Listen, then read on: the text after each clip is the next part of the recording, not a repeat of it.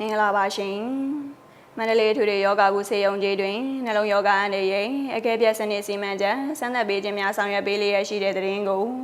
မန္တလေးမြို့တော်စီပင်သားရေးကော်မတီသတင်းရုပ်သံထုတ်ပြန်ရေး MDY Press မှတင်ဆက်ပေးမှာဖြစ်ပါတယ်နှလုံးယောဂအန်တွေရဲ့အကဲပြတ်စနစ်စီမံချက်ဖြင့်စမ်းသပ်စစ်ဆေးခြင်းများကိုမန္တလေးထွေထွေယောဂကုဆေးရုံကြီးရှိနှလုံးထူကူဌာနတွင်အပတ်စဉ်တနင်္လာနေ့နဲ့ဗုဒ္ဓဟူးနေ့များမှာဆောင်ရွက်ပေးလျက်ရှိကြောင်းပါမောက္ခဌာနမှဒေါက်တာကျော်စိုးဝင်းကအခုလိုပဲပြောပြထားပါတယ်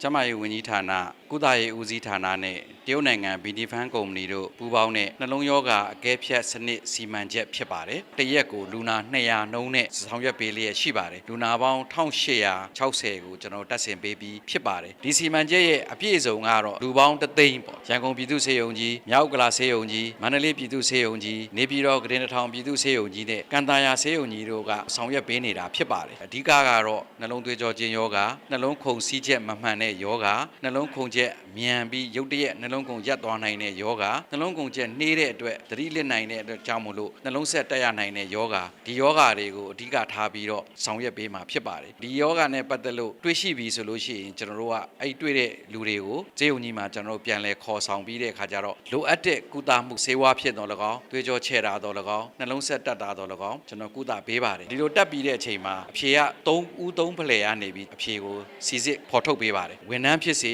ဝန်ထမ်းမဟုတ်တော့တာမန်ပြည်သူဖြစ်စေမိမိတို့မှာနှလုံးရောဂါဖြစ်နိုင်ခြေရှိတယ်လို့တန်တရားရှိလင်တော့၎င်းရိုးရိုးထဲမှာနှလုံးရောဂါနဲ့ပတ်သက်လို့လေဖြတ်ရောဂါနဲ့ပတ်သက်လို့ရှိခဲ့ဘူးတယ်ဆိုရင်တော့၎င်းကိုစမ်းစစ်ခြင်းနဲ့အကဲဖြတ်စစ်တွေမှာပါခြင်းနဲ့ဆိုလို့ရှိရင်တော့ဝန်ထမ်းဆိုရင်မိမိရဲ့ဌာနဆိုင်အကြီးအကဲကနေတဆင့်သို့မဟုတ်ဝန်ထမ်းမဟုတ်တဲ့တာမန်ပြည်သူဆိုရင်မန္တလေးပြည်သူ့ဆေးရုံကြီးနှလုံးထူးကူဌာနရဲ့ပြင်ပလူနာကနေတဆင့်လာရောက်ဆက်သွယ်တယ်ဆိုရင်လိုအပ်တဲ့ဒီဆောင်ရွက်မှုတွေကိုဆောင်ရွက်ပေးမှာဖြစ်ပါတယ်တကယ်လို့ဒီဆောင်ရွက်မှုထဲမှာယောဂါတစ်ခုတွေ့ခဲ့ရင်လေမန္တလေးပြည်သူ့ဆေးရုံကြီးအနေနဲ့လိုအပ်တဲ့ကုသမှုနဲ့စစ်ဆေးမှုတွေကိုခမဲ့ကုသပေးသွားမှာဖြစ်ပါတယ်လို့ကျွန်တော်အနေနဲ့ဒီသတင်းကောင်းလေးပေးရပါတယ်အခုလိုနှလုံးကျန်းမာရေးကိုစစ်ဆေးခွင့်ရတဲ့အတွက်မန္တလေးမြို့တော်စီမံသားရေးကော်မတီနဲ့ကော်မတီဝန်ထမ်းများကိုစားအထူးပဲကျေးဇူးတင်ရှိမိပါတယ်ဒီလိုနှလုံးစစ်ဆေးမှုရခြင်းအပြင်ကျမတို့မှာနှလုံးယောဂဝေဒနာခံစားနေရမှုရှိမရှိဆိုတာကိုချိန်မီသိရှိနိုင်မယ်မရှိဘူးဆိုရင်လည်းကျမတို့နှလုံးယောဂမရှိတဲ့အတွက်ကျမတို့က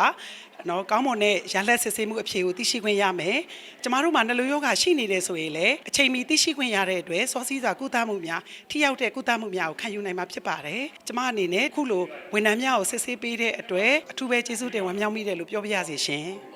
နှလုံးယောဂအန်ရဲ့အကဲပြတ်စနစ်စီမံချက်တွင်လူဦးရေတသိန်းကိုရန်ကုန်ပြည်သူ့ဆေးရုံကြီးမြောက်ကလာဆေးရုံကြီးမန္တလေးထွေထွေယောဂကုဆေးရုံကြီးနေပြည်တော်ကရင်ထောင်ဆေးရုံကြီးနဲ့ကန်တာယာဆေးရုံကြီးတို့မှဆောင်ရွက်ပေးလျက်ရှိနေပြီးမန္တလေးထွေထွေယောဂကုဆေးရုံကြီးနှလုံးထူကူဌာနတွင်အပတ်စဉ်တနင်္လာနေ့နဲ့ဗုဒ္ဓဟူးနေ့များမှာမနက်9:00နာရီမှ12:00နာရီထိပြင်ပလူနာဌာနတွင်နှလုံးယောဂအကဲဖြတ်စီမံချက်များနဲ့ပတ်သက်ပြီးပါဝင်စစ်ဆေးမှုများပြုလုပ်နိုင်ကြောင်းသိရပါတယ်ရှင်